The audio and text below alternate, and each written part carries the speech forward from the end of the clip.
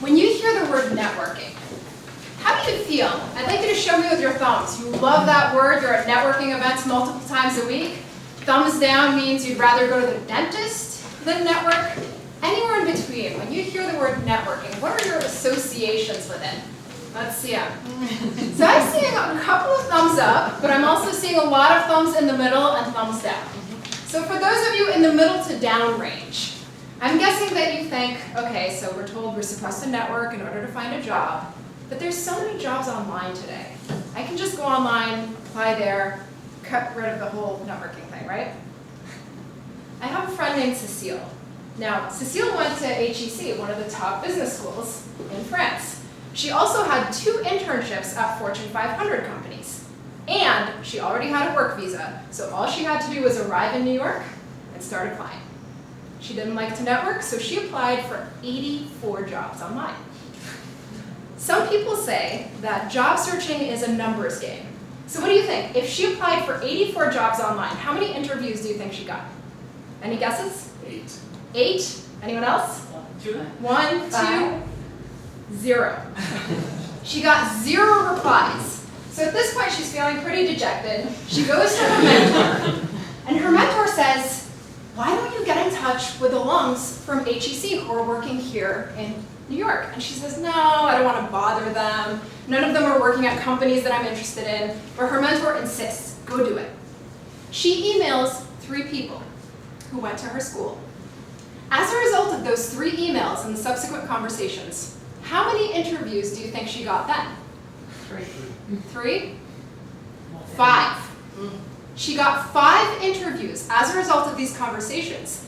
And what's more is, 3 of those 5 were for positions that were never advertised publicly, that she could not have found if she'd just gone online. And this is important. If you take nothing else away, it's that there are a ton of jobs out there that you'll never find online. Now, anyone have a guess about the percentage of jobs that are not accessible online, the hidden jobs in the hidden job market? What percentage do you think are hidden? 50%. 50%? So the 90. 20, 90, we're hearing all sorts. I heard 80 over here. Statistics vary depending on the industry, depending on who's doing the research, but the commonly accepted truth is that 80% of jobs are hidden. So think of the job market as an iceberg.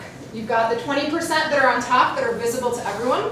So that's already bad news if you're only applying online. But here's the worst news. You don't like going out and networking? Guess what? Most job seekers also don't like going out and networking. So most job seekers are applying for that 20% of the jobs that are available. Here's the good news. If you go and make that effort to network, then you're competing with much fewer people for 80% of the jobs that are available. Now, at this point, probably some of you are saying this is really unfair. Why don't they just post all of those jobs? So let me give you a quick run through of how this works from the employer's point of view. So employers often have a kind of hiring ladder, the ideal for what they'd like to have happen in their organization. And this is what it looks like. The absolute ideal is an internal hire. If they can promote someone, let's say that they have a senior engineering position. They can promote someone from their team or transfer someone from somewhere else. What are the benefits of that? What do you think? Motivation. What's that? Motivation. Yes, that person is already motivated and they're excited to be promoted. What else? So you don't have to train them again? You don't have to train them, or even if you do, you already know that they're a good fit. You kind of know them. You know their strengths and their weaknesses, and they know your company. So there's a lot less risk involved. The next situation that's ideal is a recommendation from someone in the company's network. So I'll tell my team, look, we're looking to fill the senior engineer position. Do you know anyone who would be a good fit? And Colleen, my colleague, says, you know, my friend is working at our competitor. She's getting a little bored. I think she could be a good match. So that is the next ideal. And why is that better than the bottom one, the publicly posted ad? Any guesses? Trust the people. What's that? Trust the people. You trust the people. You already know something about this person, and you have some sort of impression about them that's not just based on a job interview where everyone is trying to put their best foot forward. And this is important. Because this isn't necessarily going to be my best friend who works at the competitor. It might be this nice person that I met for coffee 2 weeks ago who made a nice impression. I might not know her very well, but if she made a nice impression, why not interview her before we go to step 3, which is the publicly posted job ad? Most companies don't want this. In fact, some view it as a failure to get to step 3, because that means now you have to post this public ad, you've got hundreds of people applying, most aren't qualified, you have to weed through them, and even if you have a good interview, you don't really know how good a fit it's ultimately going to be. It's like going on 1 or 2 dates and then deciding whether to marry someone or not. And here's another problem from the perspective of the people who are hiring. Hiring is really expensive. Bringing someone in from the outside can cost as much as $15,000, and a lot of those placements don't work out. So I went to all the trouble of scheduling these meetings, interviewing people, picking someone, and either one, it might turn out they're not as great an engineer as I thought they were based on the interview, or 2, they're a fantastic engineer, but they don't actually like my company. The impression they had of me and my team was really positive during the interviews, but then it turns out it's not actually a good fit.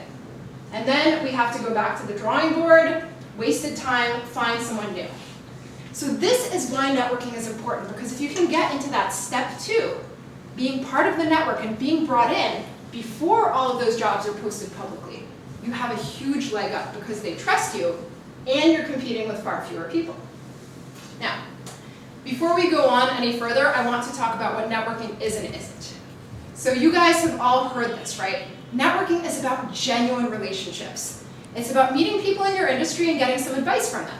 So you do not want to be the person at the business event handing out business cards for no reason other than to get rid of them. You don't want people to feel like you're being sleazy, and you don't want it to be a one-sided relationship where you're trying to get something from people. You want it to be genuine, and you want both people to feel like they're having a good conversation. So, before we move on, I want you to think of 3 things that are going to be helpful in terms of getting started with networking. First, what is your goal? Is your goal to get a project management position at any company in New York, but you want a project management position? Or maybe you just want to get your foot into the door of LVMH, any position, but you have this specific company in mind. What is your actual goal right now? Has everyone thought about what their goal is? Number 2, who is the kind of person who could help you reach that goal? Who could you meet that could provide you advice and possibly connections to get you to that goal?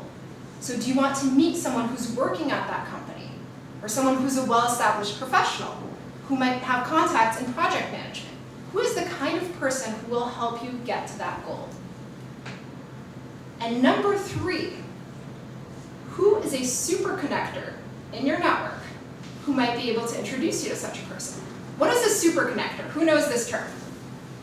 What's a super connector? Anyone? A super connector is someone who knows a lot of different people. So it might be your friend who's going to all of the parties and who seems to know all of the different people from all neighborhoods around town. Or it might be that professional who seems to know everyone in their industry. So some of you, when I'm saying this, are immediately going to think, oh yeah, I know who my super connectors are. I have people who just seem to know everyone. But some of you might be saying, I have no idea. Either I'm new to New York or I don't really know anyone in the industry. So my advice to you, we have the fantastic staff of the French American Chamber of Commerce. So you've got Joanna, you've got Sila, you've got everyone here who is actually a super connector. You know tons of people who are at different French and American companies in the city. So if you can't think of a super connector that you know in your network, this is a perfect opportunity to talk to one of the ones who are present here. And so what you can do is put these 3 steps together. Figure out who is a super connector, who's friendly and might be willing to help you, and then ask them, hey, do you know anyone who fits this description? Do you have any advice for finding and contacting such a person? And then, once you get introduced to that person, you go to them for advice on how do you reach that goal.